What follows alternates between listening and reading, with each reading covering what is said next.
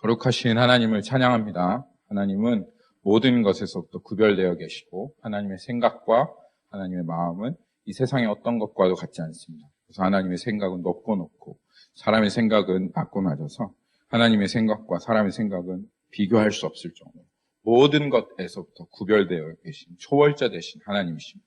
그 하나님이 우리가 예배하고 또 우리가 사랑하는 그 하나님 되십니다. 지난주에 우리가 회개에 대해서 말씀 나눴죠. 우리가 정말 진정으로 구하고 찾고 있는 것이 무엇인가? 여러분 그 인생에 결론이 있으십니까? 아이들에게 너 정말 행복하냐? 너 정말 너 인생이 기쁘고 즐거우냐 하고 물어봤어요. 네, 한 아이도 행복하다고 말하는 아이가 없더라고요. 즐겁다고 말하는 아이가 없어요. 제가 이번에 LA 가서 세뮤얼이라고 하는 친구 있는데 지난번에 우리 아울리치 했을 때 찾아온 친구예요. 네, 그 친구가 계속 그 Free of Light라고 하는 그 클래스를 듣고 있더라고요.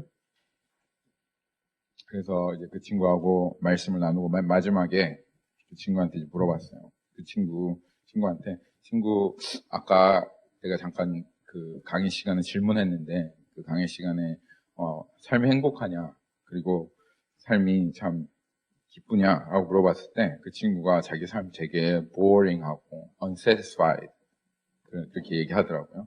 그래서 이제 그 친구랑 1대1로 이렇게 얘기하면서 물어봤는데 왜 삶이 boring하고 unsatisfied 한 것 같으냐, 이유가 뭔 것 같으냐 하고 물어봤더니 자기가 집에서 홈스쿨링을 해서 학교를 못 가서 boring한 것 같아요. 그러니까 이 친구는 학교가 너무 가고 싶은 거예요. 우리 성목이랑 성훈이랑 준영이는 학교를 안 갔으면 내 삶이 행복할 거라고 생각하는데 이 친구는 삶이 자기가 홈스쿨링을 해서 보어링 하다는 거예요. 그래서 이제 성목이랑 성훈이는 학교를 너무 가는 게 힘들고 준영이도 학교 안 가고 싶어 한다고 너 알지 않냐고 그랬더니 그래도 자기는 학교를 가면 행복할 것 같아요. 근데 이제 그거를 잘 보면서 우리가 진짜 원인을 잘못 찾고 있다. cause가 잘못되어 있다. 그런 생각을 합니다.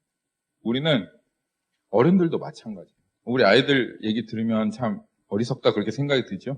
학교 간다고 해서 자기 삶이 익사이딩해지고 satisfy 될 거라고 그렇게 생각하는 너 지금 잘못 잡은 거야. 우리 그렇게 생각하잖아요. 근데 어른들도 마찬가지예요. 어른들도 자기가 여러분 행복하십니까? 만족하십니까? 삶이 익사이딩 하십니까? 여러분 왜 그렇다고 생각하십니까? 한번 생각해 보셨습니까? 지금 내가 이 학업 때문에 너무 힘들어서 행복하지 못한 거야. 학업만 끝나면 행복하겠지. 직장이 없어서 그런 거야. 돈이 없어서. 삶에 너무 많은 문제들이 있어서 그 문제들만 해결되면 삶의 조건과 환경이 바뀌면 행복하겠다. 정말 만족하겠다. 익사이딩 하겠다. 이것만 바뀌고 저것만 변하면 행복하겠다. 여러분 그거는 세뮤엘이 학교만 가면 행복할 것 같아요 라고 말하는 거나 똑같은 이야기입니다. 우리가 행복하지 않은 원인을 잘 몰라요. 근데 여러분 성경에서 반복적으로 얘기하고 있습니다.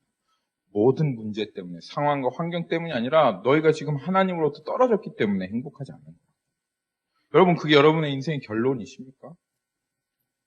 내가 정말 누구 때문에, 뭐 때문에, 어떤 이유 때문에 행복하지 않다고 그렇게 생각하시는 것이 여러분의 결론입니까? 아니면 내가 지금 행복하지 않고 힘들고 어려울 때 더 주님을 찾고 내가 찾고 있는 것의 결국은 ultimate being은 하나님이시다 라고 하는 것이 여러분의 결론입니다. 내가 지금 행복하지 않은 것은 내 주님과 관계가 단절돼서 그런 거야.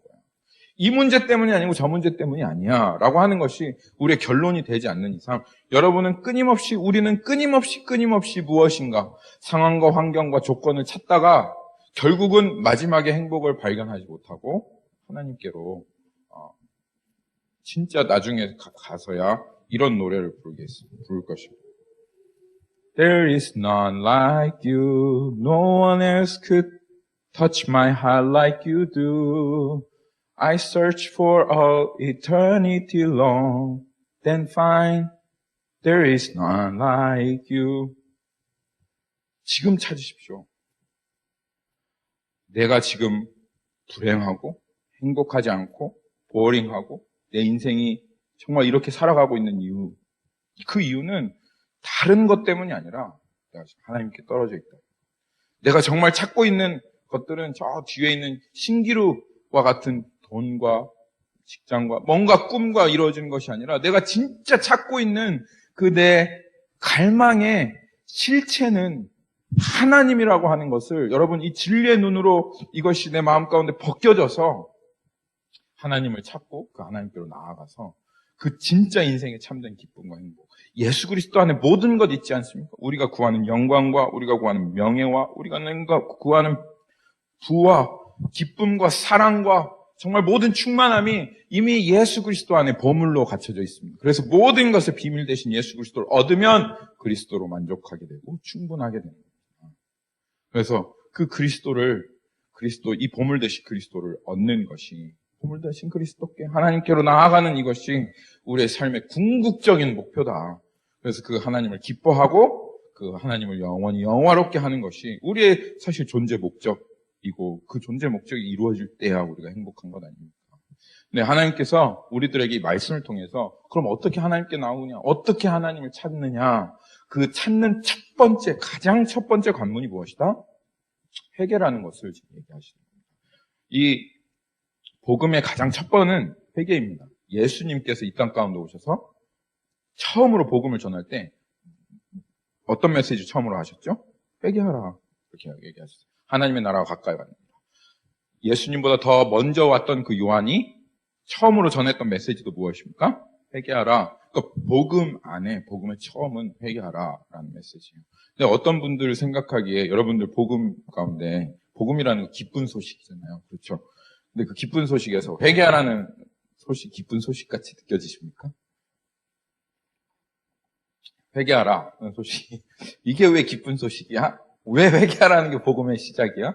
기쁜 소식이면 정말 좀 좋은 소식으로 시작해야 되는데 왜 회개하라는 소식으로 시작해? 라고 그렇게 생각하실 수 있지만, 여러분이 이 회개하라고 하는 소식이 정말 얼마나 기쁜 소식인지 조금만 말씀 들어보시면 아실 거예요. 이 회개하라는 소식, 하나님께서 지금 회개하라고 말씀하시는 거잖아요. 우리에게 사람들을 통해서, 이 선지자를 통해서 회개하라고 말씀하시는 분이 그 사람이 아니라 하나님이신 거잖아요. 그렇죠? 빈들의 말씀이 임한 건 하나님의 말씀이 임한 겁니다. 그리고 그 하나님의 말씀을 듣고 메신저로 침례 요한이 나아가서 회개하라고 하신 거예요. 근데 여러분 아십니까? 이 회개하라고 하신 그 하나님의 마음 중심이 무엇인지, 그 말씀을 하시는 그 하나님의 중심이, 이걸 생각해 보면 회개하라고 하는 메시지는 너무나도 아름다운 복음입니다. 그 하나님의 중심은 무엇이냐면, 하나님은 회개하라고 말씀하시면 반드시 용서해 주시려고 하는 마음입니다. 죄사함을 주는 이 회개에 대해서 하나님께서 회개하라고 말씀하시면, 회개하면 내가 반드시 죄를 사하겠다 라고 하는 이 근원에서 이 회개하라는 메시지가 나온 것입니다. 그렇기 때문에 이 회개하라고 하는 그 근원이 반드시 모든 죄를 용서하시고 하나님께서 완전하게 우리의 관계를 회복하게 하시겠다고 하는 이 하나님의 결단, 굳은 의지, 그리고 하나님께서 이미 이 모든 것을 완벽하게 정말 눈처럼 하얗게 우리의 죄를 용서해 주시려고 하는 모든 계획이 그 뒤에 있고서, 그리고 나서 그 회개하라고 하는 메시지가 간 것이기 때문에 이 회개하라는 메시지는요, 사실은 너무너무 기쁜 소식인 겁니다. 여러분, 우리 회개하라고 하는 메시지, 잘못을 인정하고 용서를 구하라고 하는 이 메시지가 기쁘지 않은 이유가 있어요. 왜냐하면 사람들은요, 다른 사람들에게 회개해, 너 잘못했어 이렇게 얘기할 때요, 그 내면은 용서하려고 하는 마음이 아니에요. 그럴 때가 많아요. 용서할 마음도 없으면서 잘못을 이야기하고, 용서를 할 마음도 없으면서 넌 용서를 구해야 돼 라고 얘기해요. 그렇게 해서 그 마음이 없는데도 그렇게 얘기한 이유는 뭐냐? 이 사람 책 잡으려고. 너 잘못했지? 너희 나쁜 놈이야. 넌 나한테 빚진 거야. 너는 이제부터 나한테 잘해야 돼. 그래서 책 잡아서 용서해줄 마음도 없으면서 그냥 잘못을 지적하고, 그리고 그 사람을 이용해 먹으려고 그렇게 이 세상은 잘못했다고 지적합니다. 용서를 구하라고 이야기합니다. 그래서 우리가 자존심이 상해서 회개하고 싶지 않은 것도 있지만 이 세상에는 참된 용서가 없으니까. 그리고 내가 그렇게 하면요, 나도 용서를 구할 수가 없어요. 내가 진짜로 용서할 마음이 없이 다른 사람의 잘못을 잘못했다고 얘기해라고 하지 않으면 다른 사람도 나한테 그렇게 할 거라고 생각해서 나도 다른 사람한테 용서를 구하지 못해요. 이런 악순환의 사이클이 계속 반복되어지는 이 세상에서 진정한 용서가 없고 잘못했다고 그러면 오히려 책을 잡히고 그리고 자존심 상하고 그것 때문에 저 사람한테 계속 끌려가야 하는 이러한 환경 가운데서 그렇게 살아보다 보니까 회개하라고 하는 이 메시지가 얼마나 좋은 메시지인지, 얼마나 아름다운 메시지인지를 우리가 잘 모르는 거예요. 그런데 하나님은 아까 말씀드린 대로 거룩하신 하나님이십니다. 하나님의 용서도 거룩하십니다. 하나님께서 너 잘못했다라고 말씀하시는 그 말씀도 거룩하십니다. 이 세상과는 다릅니다. 이 세상의 용서와 같지 않고 이 세상이 회개하라는 메시지와 같지 않아요. 하나님께서 우리에게 너 잘못했다라고 했을 때는 이미 그 잘못을 아시고 용서해 주실 완벽한 준비를 하신 채로 우리에게 말씀하시는, 회개하라고 말씀하실 때는 그것을 완벽하게 용서해 주시려고 하는 그 마음을 가지고 회개하라고 하시는 하나님의 말씀이기 때문에 여러분, 이 회개하라는 메시지는 정말 복음입니다. 그래서 그 메시지 앞에 기뻐하며 정말 하나님께서 말씀하시는 온전한 회개로 나오는 것이 우리가 정말 그 회개의 메시지 받아들이는, 이 복음으로 받아들이는 우리의 자세와 태도가 그렇게 우리의 반응이 되겠습니다. 여러분 한번 생각해 보십시오. 하나님께서 여러분 너 어떻게 살든 무얼 하든 상관없이 난 너 상관 안 해. 나 너한테 회개하라고도 하지 않을 거야. 나 너한테 잘못도 지적하지 않을 거야. 나 너 용서하지 않겠다. 난 너하고는 상관없다. 라고 말씀하신다면 그거야말로 얼마나 끔찍한 일입니까? 그냥 막 살아가고 있는데 하나님께서 우리에게 아무런 말씀을 안 하신다. 여러분 좋으실 것 같습니까? 그거야말로 두려운 일입니다. 회개하라고 하지 않는 그거야말로 정말 두려운 일입니다. 그러니까 회개하라는 말씀은, 회개하라는 메시지는, 그리고 기꺼이 용서하실 마음으로 회개하라고 그렇게 하시는 그 말씀은 무엇보다도 기쁜 복음의 소식입니다. 한 남자가 있었어요. 이 남자는 가족이 있는 남자였어요. 아들도 있고 딸도 있고 아내도 있고 한데 이 남자는 인생에 대해서 눈꼽만큼도 생각해보지 않은 남자입니다. 가장이고 또 남편임에도 불구하고 인생을 그냥 마구잡이로 막 사는 남자였어요.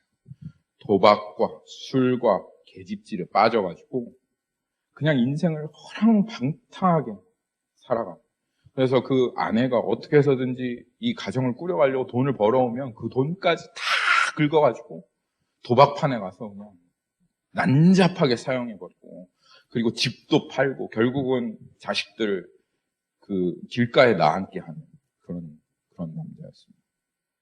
애들 마음의 못을 받고 아내의 마음을 갈갈이 찢어놓은 그런 아주 정말 추악한 남편인데, 울고 불고 아이들이 어떤 상처를 받아도 아무런 상관없이 그냥 자기가 원하는 대로 살던 이 남자였습니다. 그러나 어느 날 그렇게 허랑방탕하게 살던 이 남자가 자기가 자고 딱 일어나 봤는데 쓰레기통이 처박혀 있는 거예요. 근데 남는 게 아무것도 없고 쓰레기통에 처박혀 있는 자기의 모습을 보면서 갑자기 자기가 살아왔던 인생, 이제까지 한 번도 뒤를 돌아보지 않았던 이 사람이, 자기가 살아보던 그 인생이 그냥 주마등처럼 스쳐 지나가는 거예요. 어떻게 얼마나 자신이 정말 쓰레기통에 누워있는 쓰레기와 같은 인생을 살아왔는지, 얼마나 자기 아들과 딸들의 마음에 못을 박아왔는지, 자기 아내를 얼마나 갈갈이 찢겨왔는지, 얼마나 쓸모없는 소모적인 남들에게 아무런 도움이 되어지지 않는 그저 욕심과 정욕에 쩌드는 삶을 살았는지, 이 삶이 그냥 한순간 확 탁 하고 주마등처럼 스쳐 지나가는 겁니다. 하나님의 은혜가 임한 거죠. 그러면서 눈에서 뜨거운 눈물이 흐르기 시작하고 정말 자기의 인생이 너무 한심하고 미워서 도저히 지켜볼 수가 없는 거예요.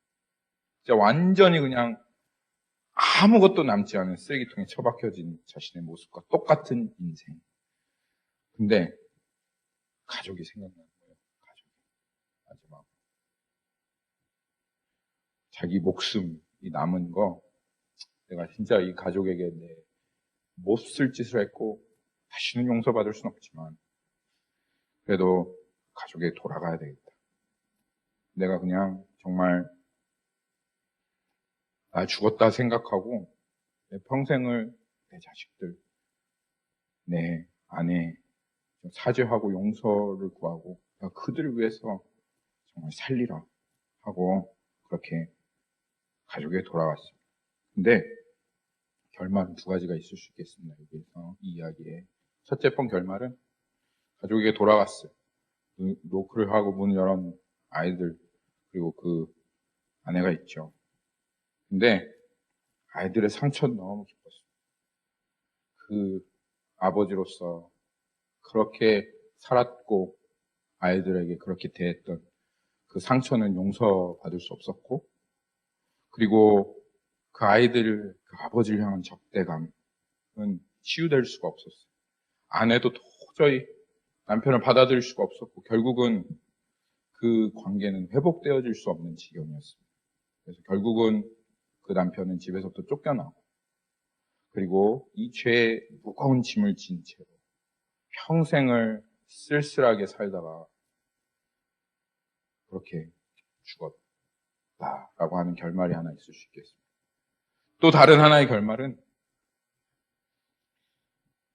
집에 찾아갔습니다. 그리고 그 자리에 꿇어 엎드려 뜨거운 눈물을 흘리며 자신의 잘못을 구하며 아이들에게, 아내에게 자신이 얼마나 못됐고 악하게 살아왔는지 그것을 잘못을 구했습니다. 그리고 그 상처가 또 그 아픔이 너무나도 컸지만 아이들은 아버지를 다시 아버지로 받아주고 아내는 다시 그 남편을 자신의 남편으로 받아주고 그 아버지는 다시 한번 새로운 기회를 얻어서 그 용서를 얻게 되었습니다. 아빠 용서해요. 우리 한번 다 같이 다시 잘 살아봐요. 여보, 나 당신을 용서합니다. 우리 한번 이제 새롭게 한번 살아봅시다. 라고 하는 그 메시지가 용서를 구하는 이 남편에게 어떻게 들렸겠습니까? 세상 그 어떠한 소식보다도 더 기쁜 소식 아니었을까요? 그게 바로 오늘 하나님께서 우리에게 회개하라고 하는 메시지입니다. 내가 널 용서한다. 다시 나에게로 나와봐라. 다시 마음을 되돌려서 나와 온전한 관계를 갖자. 라고 하는 메시지가 우리에게 오늘 하나님께서 주시는 회개하라는 메시지인 것입니다. 그래서 오늘 여러분 하나님께서 우리의 삶 가운데 다시 한번 회개하라. 그러면 너 잘못했고 내가 너를 책잡을 거야 라고 하는 메시지가 아니라 이렇게 우리에게 들려줘야 돼요. 내가 너에게 오늘 회개하라고 하는 메시지를 주는 것은 내가 기꺼이 너를 다시 내 아들로 바꾸고 싶다. 기꺼이 네가 회개하고 나온다면 내가 너를 너와 함께 더불어 먹고 내가 너와 함께 살리라. 내가 너의 죄를 완전하게 전부 다 깨끗하게 할 그러한 결단과 각오로 내가 너희 앞에 섰다. 그러니 회개하라 하는 그런 메시지인 것입니다. 그렇기 때문에 여러분 회개하라 하는 메시지는 우리의 인생에 있어서 가장 큰 아름다운 선물이고 가장 큰 복음의 메시지입니다. 우리가 그저 그 주님 앞에 합당하게 반응하며 나아가면 되는 것입니다. 근데 오늘 말씀을 보면 하나님께서 우리에게 회개하라고 그렇게 말씀을 주셨음에도 불구하고 그리고 하나님께서 이 마음 중심이 이미 모든 것을 용서하려고 하시는, 그리고 그 회개하는 자들을 다 받아주시려고 하시는 이 결단에서 회개하라고 말씀하시고, 그것을 반응하며 나오면 정말 하나님이 약속하신 이 결단하신 모든 것을 받아 누릴 수 있는 그 자리임에도 불구하고 회개를 하러 나왔는데도 용서를 받지 못하는, 하나님과 관계가 회복되어지지 못하는 한 부류의 사람에 대해서 오늘 하나님께서 말씀하고 계십니다. 그게 누구냐? 오늘 한번 말씀을 보시죠. 참 이상한 일이죠. 아니, 어떻게 이런 일이 있을 수가 있습니까, 여러분? 한번 생각을 해보십시오. 분명히 하나님께서 완전하게 완전한 용서를 전제로 하고 회개를 지금 말씀하시는데도, 그리고 회개를 하러 나왔다고 했는데도, 오늘 이 사람들이 어떤 말을 듣고 있습니까? 7절에 보면 요한이 침례를 받으러 나오는 무리에게 이르되, 독사의 자식들아, 누가 너희에게 일러 장차 올 진노를 피하라 하더냐. 와, 참 기가 막힌 일이죠, 여러분. 그렇지 않습니까? 회개하러 나온 이 사람들 향하여 독사의 자식이라는 거예요. 여러분 한번 생각을 해보세요. 세빈 형제가, 목사님, 제가 제 인생을 잘못 살았습니다. 목사님, 하나님의 은혜가 임해가지고 저 진짜 하나님한테 돌아가고 싶습니다. 목사님, 저 침례 받고 싶습니다 하고 세빈 형제 저 나왔는데, 야, 이 독사의 자식아, 이러면 어떻겠어요, 세빈 형제? 화가 나겠죠. 네. 그렇죠? 그런 일이 지금 실제로 일어난 거예요. 이 너무 은혜로운 자리에, 침례를 주는 이 자리에 사람들이 침례를 받으러 나왔다고 하는데, 이 침례 요한이 독사의 자식, 저도 좀 그래야 되겠어요. 이 독사의 자식들에 이래 좀 제가 수위가 너무 낮은 것 같죠? 좀 더 수위를 높여서 이렇게 말씀을 전해야 되는데, 이렇게 했단 말이에요. 무슨 일 때문에 도대체 왜 그랬을까? 속사정은 이렇습니다. 이들을 멀리 쫓아보내고 너는 독사의 자식이야 이렇게 딱 하고 이마에 딱 찍어서 보내려고 한 게 아니라, 사실은 이들에게 참된 회개의 기회를 주려고. 왜냐하면 침례 요한이 이 회개를 하러 나오는 이 사람들 안에 뭔가 올바르지 못한, 참되지 못한, 잘못된 회개를 이렇게 보았기 때문에 그런 거예요. 근데 하나님께서 이 말씀을 통해서 우리에게 진짜 가르쳐 주시려고 하는 것은 도대체 참된 회개라는 어떤 것인가, 이것을 우리에게 가르쳐 주시려고 하시는 것입니다. 지난주에 조금 나눴지만 우리 한번 좀 더 깊게 오늘 살펴보겠습니다. 여러분, 빌리 그레함 압니까? 빌리 그레함 돌아가셨죠? 90 몇 세까지 사시다가 돌아가셨습니다. 근데 빌리 그레함 크루세이더라고 해가지고, 이 빌리 그레함은 한번 전도 집회를 계획하면 몇 년 전부터 계획합니다. 그래서 거기에 있는 사람들 다 포섭하고 준비하고, 그래서 엄청난 기도와 이렇게 자리를 마련해가지고 한번 크루세이더를 하는데요. 한 1970년대쯤에 한국에서 빌리 그레함 크루세이더가 한번 있었어요. 여의도 광장에서 있었는데 그때 110만 명이 모였습니다. 그 전도 집회를 듣겠다고. 110만 명이요. 엄청난 수입니다. 달라스에 있는 전체 사람들도 110만 명 안 될걸요? 됩니까? 네. 한 60만 명 이렇게밖에 안 돼요. 달라스 170만 명 이렇게. 근데 110만 명이 모였으니까 엄청난 수가 모인 겁니다. 그리고 그 엄청난 사람들 인파 앞에 빌리 그레함이 이 하나님의 복의 말씀을 막 전하면서 사람들에게 회개를 촉구하고 하나님께 돌아올 것을 이야기했습니다. 그때 이 110만 명이 모인 사람들 중에서 3만 8천 명이 그 광장 앞으로 뛰어나왔어요. 나 회개합니다. 내 인생 잘못 살았습니다. 내가 되돌려서 하나님을 영접하고 하나님께로 다시 돌이켜서 내가 그렇게 살아가겠습니다 하고 3만 8천 명이에요. 3만 8천 명 엄청나죠. 그러니까 그건 그냥 서울에서 있던 한 집회, 인도면 수없이 많은 그러한 지역에서 이 빌리 그레함이 한번 그렇게 전도 집회를 하면 막 2만 명, 3만 명씩 사람들이 나 침례 받겠다고, 나 회개했다고, 예수님 믿겠다고, 하나님께로 돌아가겠다고 하는 나오는 일들이 막 있는 거예요. 엄청난 일이죠. 하루 전도에 2만 명씩 돌아오면, 3만 명씩 돌아오면 진짜 엄청난 일입니다. 그런데 통계를 보면요, 안타까운 일이 그 3만 8천 명 중에 몇 명이나 교회에 남아있을까? 진짜로 그 사람이 정말 삶의 방향을 돌이켜서 하나님의 나라의 일원이 되어지고 하나님 나라의 교회의 일원이 되어진 사람 몇 명이나 있을까라고 통계를 조사를 해봤더니 너무너무 안타깝게도 단 10분의 1도 교회 안에 남아있지 않다라는 것이에요. 그럼 나머지 10분의 9, 그러니까 4만 명이면 4천 명밖에는 교회에 남아있지 않는 거예요. 나머지 그러면 3만 6천 명은 어디에 있습니까? 분명히 회개했다고 했고 결단했다고 했고 그리고 하나님을 위해서 살겠다고 했는데 도대체 지금 어디에 있는 거예요? 없어진 겁니다. 그들의 회개와 그들의 결단은 사실 참된 것이 아니었습니다. 빌리그램 나중에 죽을 때 한 가지 후회하는 게 있으면 무엇입니까? 물어봤더니 내가 후회하는 것은 내가 이렇게 전도 집회를 하지 말고 예수님처럼 차라리 12제자를 그렇게 길렀으면 참 좋았겠다. 그게 좀 후회가 된다라고 그렇게 얘기를 남기고 갔다고 그렇게 얘기하시더라고요.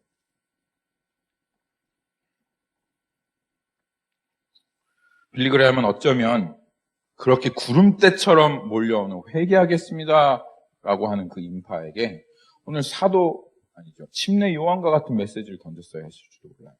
나 예수 믿고 싶어요. 회개합니다. 내 삶을 돌이킵니다라고 하는 그 사람에게 독사의 자식들아, 누가 너희들에게 가르쳐 임박한 진노를 피하라고 하였더냐? 그렇게 하지 말고 너 정말 삶을 되돌리는 참된 회개를 하여라 라고 오히려 쫓아보냈어야 했을지도 모르겠어요. 오늘 이 침례 요한이 얘기하는 것은 이겁니다. 회개는 참된 회개가 되어야 됩니다. 하나님께서 분명하게 용서를 전제로 하고 모든 죄를 사하실 것을 마음에 품고 그렇게 회개하라고 하시지만 이게 너무 은혜로운 메시지만 회개하는 우리 편에서는 참된 회개가 되어야 돼요. 왜 참된 회개가 되어지지 않습니까? 이 독사의 자식들아 라고 말씀하시는 것은 단지 그들을 경고하시기만 위해서 이야기하시는 것이 아니라 이 독사의 자식이라고 얘기하시고 그 뒤에 참된 회개가 어떠해야 되는지가 나와 있습니다. 이 사람들이 어떻게 회개를 했습니까? 그냥 임박한 진노를 피하려고 회개했다는 거예요. 다른 목적이 아니었어요. 어떤 방향을 향해 있었냐면 이들의 회개는 단지 하나님의 진노가 지금 임박했기 때문에 그 진노를 피하기 원하는 것이 목적이었다 이겁니다. 그리고 침례 요한이 여기에서 분명히 얘기하는 것은 그건 참된 회개가 아니다라는 거예요. 회개라고 하는 단어의 헬라어 원어는 메타노이아라고 하는 것입니다. 메타노이아. 메타라고 하는 것은 돌리다, turn around 하는 그런 접속사가 전미사고요. 그리고 노이아는 누오스라고 하는 그 마음이라고 하는 단어에서 파생된 동사입니다. 그러니까 한마디로 말하면 마음을 되돌리다라고 하는 것이 회개의 진짜 참 뜻인 거예요. return이라고 하는 이것이. 그러니까 이 진정한 회개라고 하면 잘못을 인정하고 용서를 구하는 것도 있지만 가장 결정적으로 하나님께로 마음을 되돌리지 않는다면 그것은 참된 회개가 되어질 수가 없는 겁니다. 그런데 여러분 참된 회개가 되어지지 않는다면 그냥 임박한 진노를 피하길 원하고 그리고 그냥 죄를 용서함 받고 그렇지만 하나님과 관계가 회복될 마음은 전혀 없는 채로 하나님께로 향하여 그렇게 마음을 되돌릴 마음이 없고 여전히 죄를 향한 마음, 여전히 다른 것을 향한 마음을 가지고 있으면서 그 임박한 진노를 피하려고 하는 이 회개는 하나님께서 어이구 우리 아들, 내 사랑하는 내 백성이라고 그렇게 말씀하시는 게 아니라 어떻게 말씀하신다고요? 그렇게 회개하러 나오는 그 사람들에게 이 독사의 자식들아 이렇게 말씀하신다 이겁니다. 그리고 그 회개는 용서함을 받을 수 없습니다. 여러분 기억하셔야 됩니다. 회개했다고 해서 다 용서받는 건 아닙니다. 진정하고 참된 회개를 해야 합니다. 그리고 진정하고 참된 회개, 하나님 앞에 마음을 되돌리지 않는 회개라고 하면 그러면 우리의 죄는 아무리 용서를 그런 방식으로 구한다 할지라도 계속 우리의 삶에는 그 죄악이 남아있을 것입니다. 그리고 나중에 하나님 앞에 여러분들이 심판대 앞에 섰을 때 여러분이 그때 어떻게 하나님 회개했잖아요 라고 아무리 말한다 할지라도 오늘 동일하게 똑같은 이야기를 듣게 될 것입니다. 이 독사의 자식들아라고 하시는. 그리고 너의 죄가 그대로 있다. 네가 수없이 많은 순간에 너의 방식대로 네가 원하는 대로 회개를 했지만 그렇지만 여전히 너의 죄는 그대로 남겨져 있고 너는 그 죄의 대가를 치러야 될 것이다. 너의 죄는 사여지지 않았다. 왜냐하면 네가 한 회개는 내가 말한 진정한 회개가 아니었기 라고 하나님께서 그렇게 우리에게 말씀하실 것입니다. 얼마나 끔찍한 일입니까? 하나님께서 이미 모든 것을 용서해 주시려고 그렇게 회개를 준비하셨는데도 우리가 하나님이 말씀하시는 합당한 회개를 하지 않아서 사실은 정말로 하나님께 돌이킬 마음이 없어서 진정한 회개를 하지 않아 여전히 우리의 삶에 죄가 그대로 남아 있었다면 그리고 나서 하나님 앞에 죄가 있는 채로 용서를 하나도 받지 못한 채로 쓰게 된다면 너무나도 안타까운 일일 것입니다.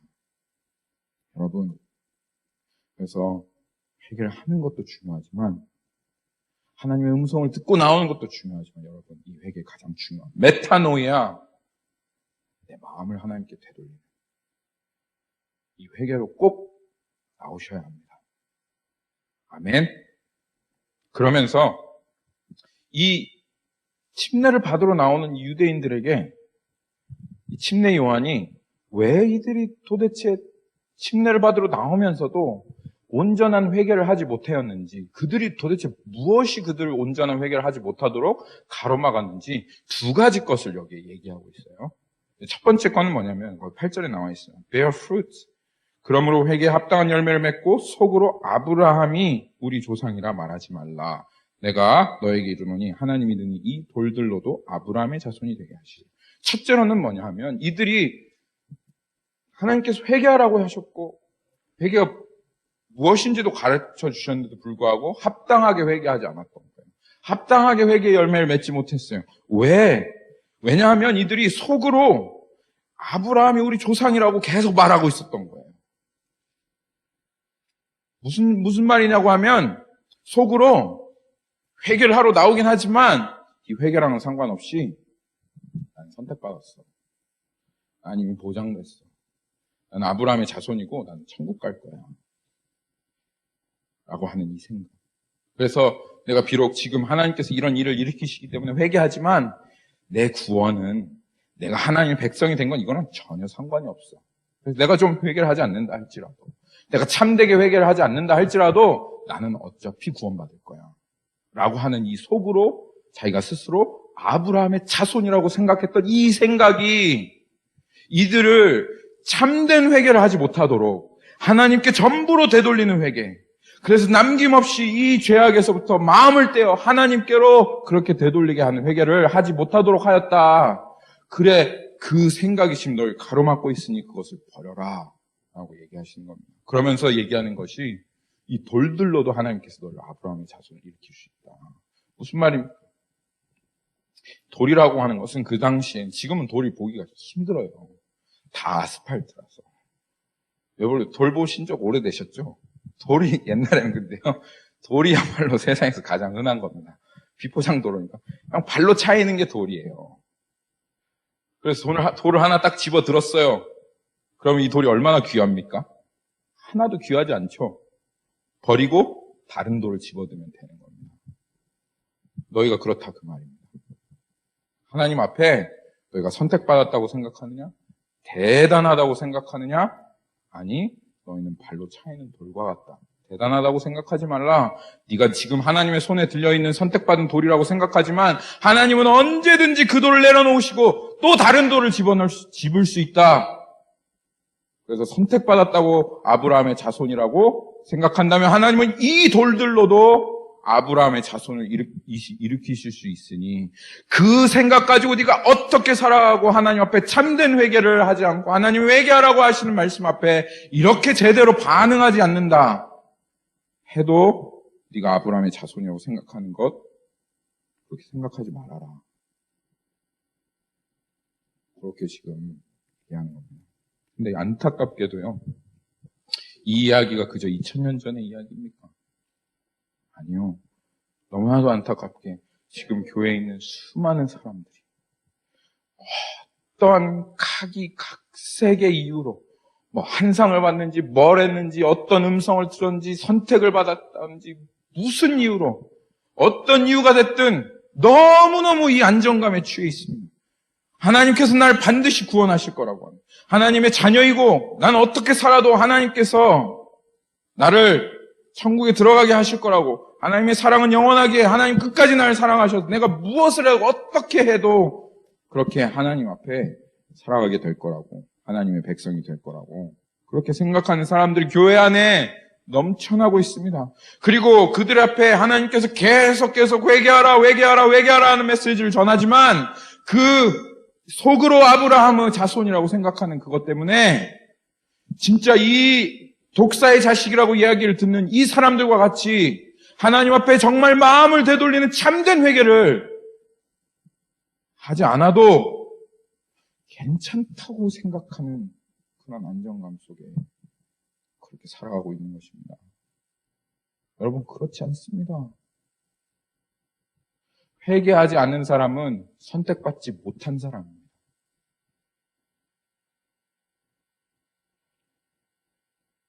회개하지 않는 사람은 자기가 선택받았다고 생각해도 그 사람은 버림받습니다.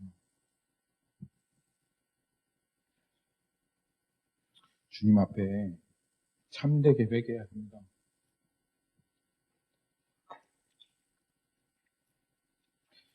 구절에 보면 불 속에 집어넣어진다고 합니다. 여러분, 제가 우리 아이들 보면 마음이 너무너무 아픕니다. 부모님들, 청년들, 여러분, 우리 아이들에게 정말 보장이 있습니까? 하나님께서 그들을 선택하셨고 그들을 반드시 구원하실 거라고 하는 보장이 있습니까? 우리 요한이 찬송이 경배 사랑에게 여러분, 지금 제가 여러분들에게 정말 호소하는 거 이것입니다. 정말 우리 아이들이 지옥에 들어가지 않고 불구덩이에 들어가지 않고 천국에 들어가리라고 하는 보장이 있습니까? 저 찬송이를 생각할 때, 요한을 생각할 때 마음이 찢어지는 듯합니다. 우리 아이들이 아직 예수님을 인격적으로 만나지 못해서, 십자가를 아직 알지 못해서, 거듭나지 못해서, 때로는 찬송이를 위해 기도하면 마음속에 이런 상상이 들어옵니다. 지옥으로 결국 던져져서 찬송이가 그 온몸에 불이 타오르며 아빠 살려줘요! 엄마 살려줘요! 온몸이 불에 타서 그 고통 가운데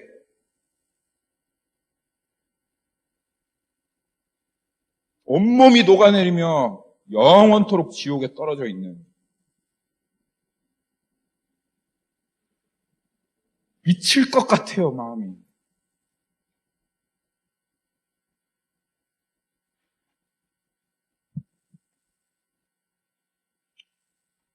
성목이가, 성훈이가, 준영이가, 준아가, 여기 있는 청년들이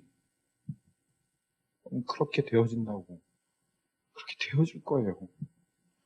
회개하지 않으면 그렇게 되어집니다. 한번 상상해 보십시오. 피할 수 없습니다.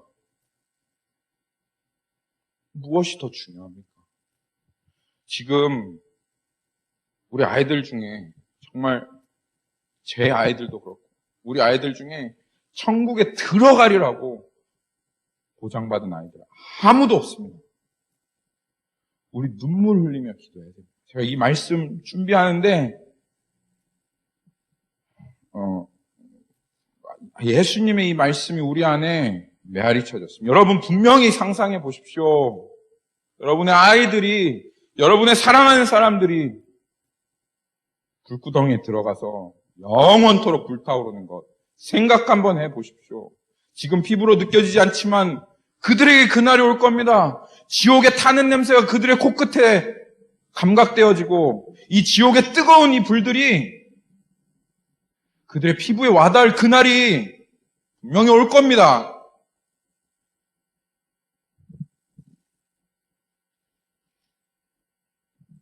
누가복음 23장에 가면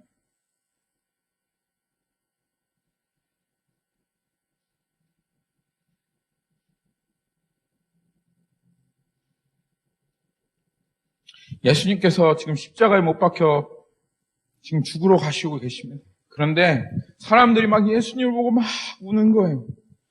예수님 어떻게 하냐고 막 소리 지르는 거예요. 그런데 그때 예수님께서 말씀하십니다. 27절에 보니까, 누가복음 23장 27절에 보니까 또 백성과 및 그를 위하여 가슴을 치며 슬퍼 우는 큰 여자의 무리가 따라오는지라 예수께서 돌이켜 그들을 향하여 이르시되 예루살렘의 딸들아 나를 위하여 울지 말고 너희와 너희 자녀들을 위하여 울라. 너희와 너희 자녀들을 위하여 울라. 왜냐하면 십자가보다 더 끔찍한 일이 너와 너희 자녀들에게 닥칠 것이기 때문에.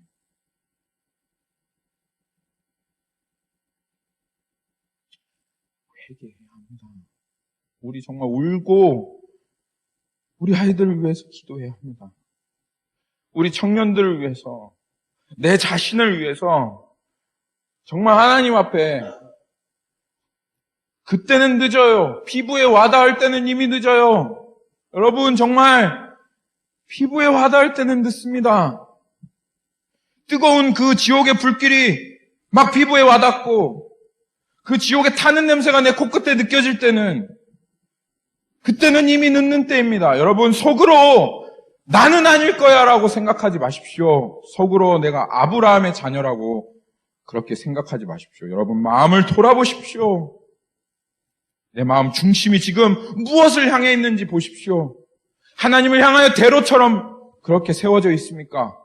아니면 여전히 수없이 많은 잡다한 것으로 내 마음이 가득 차 있고 여전히 죄의 자리에서 떠나지 않은 채로, 주님에게 은혜를 구하지 않는 채로 그냥 그렇게 살아가고 있습니까? 정말 마음을 되돌렸는지 한번 살펴봐야 합니다.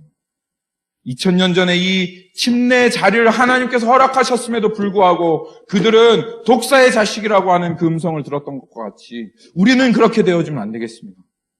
하나님께로 돌이켜야 되겠습니다. 우리 아이들이 정말 목숨 걸고 우리 아이들을 위하여 눈물을 흘리며, 눈물이 흘려지지 않으면 여러분 상상하십시오. 우리 한번 상상하십시다. 우리 아이들이 지옥의 불구덩이에 들어가서 활활 타오르며 영원토록 소리 지르며 괴로워하고 있는 그 장면을, 그러면 여러분 기도가 안 나오겠습니까? 기도가 안 되겠습니까? 우리 아빠가 그러고 우리 엄마가 그러고 내 사랑하는 동생이 그러고 내 사랑하는 아들들이 그렇게 된다고 하면 우리가 무엇을 더 할 수 있겠습니까? 만사 제쳐두고 그들을 위해서 할 수 없다면 기도라도 한마디 부르짖고 하나님 앞에 기도하는 것이, 그것이 우리들의 마음 되지 않겠습니까?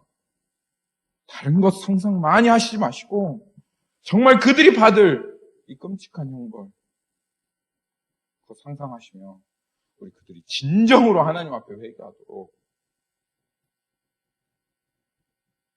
이 임박한 진노가 아니라 마음을 되돌리는 회개로 나올 수 있도록 우리 기도합시다. 우리 아이들, 사랑하는 우리 아이들 위해서, 사랑하는 우리 청년들 위해서.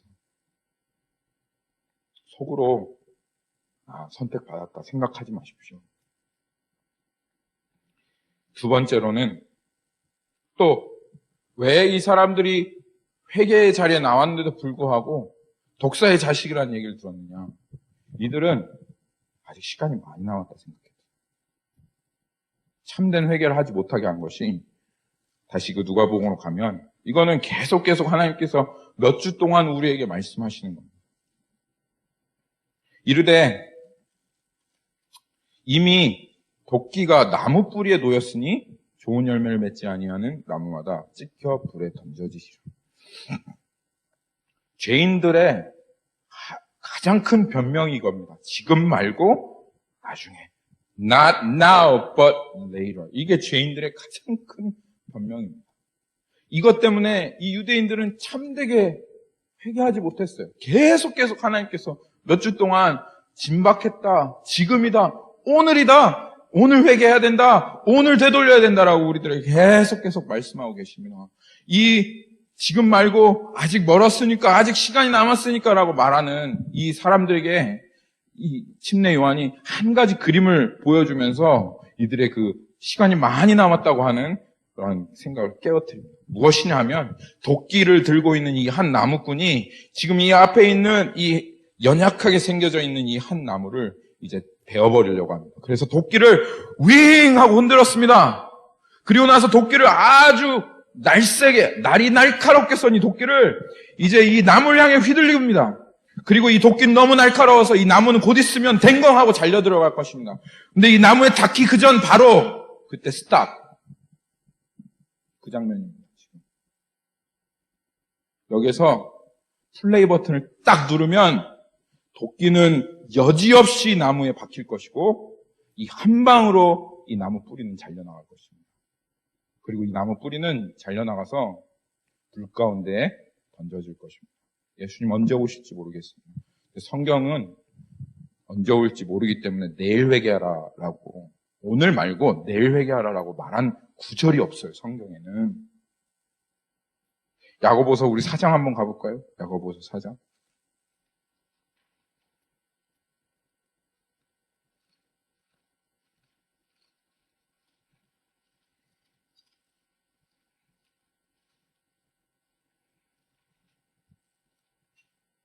야고보서 4장 14절에 보면 이렇게 하나님께서 말씀하시고 계십니다. 내일 일을 너희가 알지 못하는도다. 너희 생명이 무엇이냐? 너희는 잠깐 보이다가 없어지는 안개이라. 우리 인생은 잠깐 보이다 사라지는 안개와 같은 인생입니다. 잠언 27장 1절에 가면 너 오늘 일을 자랑하지 말라. 오늘 하루에 무슨 일이 있을지 모릅니다. 요한복음 7장 6절에 보면 예수님께서 나의 때는 아직 이르지 않았을 때 너의 때는 이미 준비되어 있느니라 라고 그렇게 얘기했습니다. 무슨 말씀하시는 것입니까? 나 오늘 죽을지도 몰라.